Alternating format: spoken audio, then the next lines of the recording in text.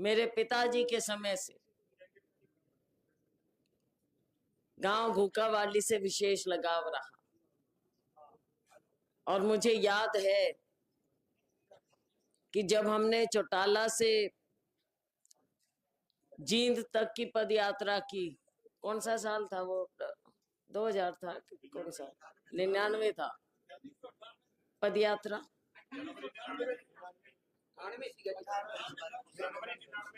99 जनवरी 99 था। ठीक बात है। हाँ, आपके याद। हमने 99 में हमने पद यात्रा की। चौटाला से हम रात को चले, चांदनी रात में हमने पद यात्रा शुरू की। घुकावाली आए, आप लोगों का बहुत प्यार स्वागत मिला। फिर हम जींद तक गए, बहुत से साथी हमारे साथ चले। तो साथियों, गर्मी हो सर्दी हो, और गर्मी सर्दी भी बेशक राजनीतिक भी हो, अपना आपस का प्यार, आपस का जुड़ाव रहा है। और जैसा कि बता रहे थे अमित जी, बता रहे थे, पीढ़ियों से अपना लगाव रहा है। और एक बार फिर आप लोगों ने मुझे बुला लिया। जब पार्टी ने सर्वे किया और अखबारों ने भी, पार्टी से पहले तो अखबारों ने किया, लोग जहां जाते कि भाई यहाँ से कौन कैंडिडेट ठीक होगा, तो सिरसा के लोगों की एक ही आवाज आई कि सैलजा को यहाँ भेजो। तो मैं तो आप लोगों के सामने नतमस्तक हूँ कि आपने मुझे इतना प्यार, इतने प्यार से यहाँ बुलाया है अपने बीच में, फिर से मुझे सेवा का मौका देना चाहते हैं। पिताजी स्वर्गीय चौधरी दलबीर सिंह जी के समय से मेरा समय, हमने बहुत आपस में मेल जोल रखा है, संघर्ष किया है।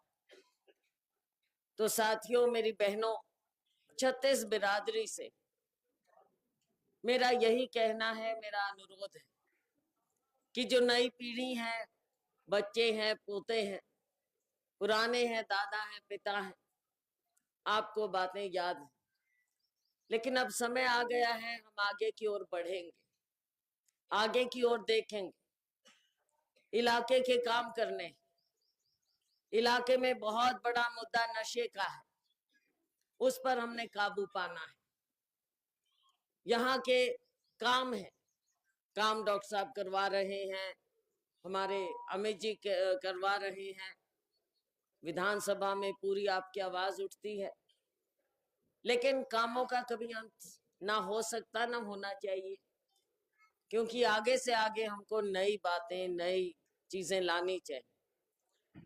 तो काम की जहां तक बात है, आगे आने वाला वक्त काम का है, हमारे लिए सेवा का मौका है। अभी आप मुझे मौका देंगे, 4 महीने बाद विधानसभा का टाइम आ जाएगा और आप लोग सत्ता परिवर्तन चाहते हैं। ये चारों ओर से दिन ब दिन ना केवल हरियाणा में लेकिन देश में आवाज उठने लगी कि ये झूठ की राजनीति, ये ढकोसले की राजनीति, ये ड्रामेबाजी की राजनीति अब ज्यादा नहीं चलेगी। अभी हम बात कर रहे थे कि माननीय प्रधानमंत्री जी के पास अब कोई मुद्दा बचा नहीं है, वापस वो मंदिर की बात करने लगे। मंदिर की बात वो इसलिए करने लगे हैं कि ना विकास की बात, ना किसान की बात, ना युवा की बेरोजगारी की बात, कोई बात उनके पास है नहीं करने को। तो अब सोचते हैं कि फिर भावनाओं में लोगों को लेके जाएं, धर्म के नाम पे लेके जाएं, लेकिन अब जनता चौकन्नी हो गई है ना, समझ गए हो ना, पक्की बात है। अपना भी सोच लो, कभी सिर्फ मोदी जी का ना सोचो, अपना भी सोच लो। आपके लिए होनी चाहिए सरकार। लोकतंत्र आप लोगों का है, एक पार्टी का नहीं है, धर्म एक पार्टी का नहीं है, आपका सबका है। तो आज हमने ये लोकतंत्र भी बचाना है। लोकतंत्र नहीं होगा तो हम ना यहाँ खड़े होंगे, ना आप लोगों की कोई पूछ होनी। भाई वोट है तो सारे हम सब से मिल रहे हैं, चाह रहे हैं कि सरकार बने, आप लोग भी अपनी बात रख सकते हो। और अगर लोकतंत्र नहीं होगा, कोई कहीं घुसने नहीं देगा, ना लोगों के काम होंगे। तो ये चीज हमने बचा के रखनी है। हमको विकास चाहिए, समानता चाहिए, रोजगार चाहिए, महंगाई से निजात चाहिए, सब बातें चाहिए। तो आपको सोच समझ कर मेरा आपसे यही अनुरोध है। वोट की अपील करने आई हूं। जगह जगह हम हाजिरी लगा पाएंगे अभी, लेकिन चुनाव के बाद इत्मीनान से आपके बीच में आएंगे। भगवान करेगा आप करोगे। देखो, ऊपर वाला होता है, नीचे जनता जनार्दन होती है।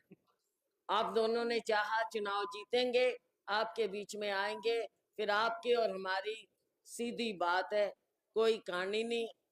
मिल के बैठ के हम सब आपकी समस्याओं का हल भी निकालेंगे और आगे की ओर भी देखेंगे कि हमने आपके भविष्य के लिए, बच्चों के भविष्य के लिए क्या करना है।